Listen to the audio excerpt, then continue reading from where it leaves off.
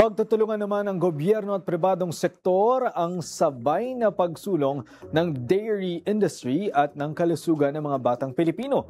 Bunga po ito ng nabuong kasunduan na magbibigay ng tax credit sa mga negosyong magdodonate ng gatas sa milk feeding programs ng gobyerno. Si JB Santiago, una sa balita. JB?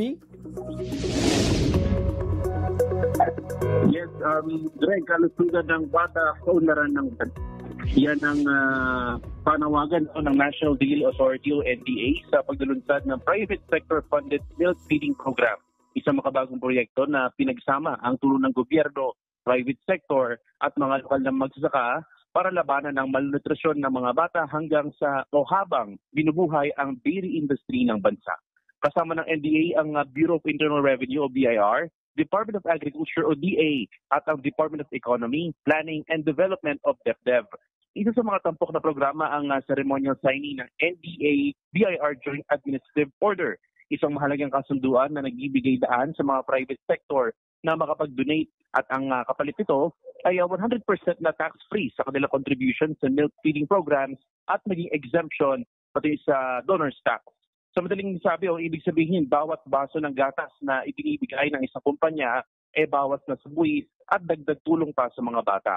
Sabi ni NDA Administrator Attorney Marcos Sandaya, dalawang malaking suliranin kasi ang tinutugunan ng programa, malnutrisyon at kabuhayan.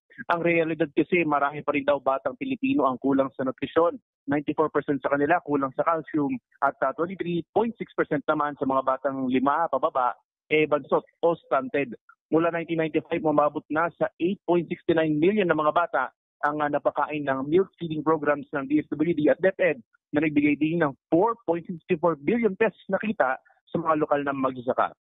Greg, ang target naman ngayon ng NDA ay maabot ang 5% na milk sufficiency na sa Pilipinas by 2028 o bago matapos ang termino ni Pangulong Ferdinand Marcos Jr. para mas mapababa pa yung pagdepende ng Pilipinas sa mga imported na dairy products.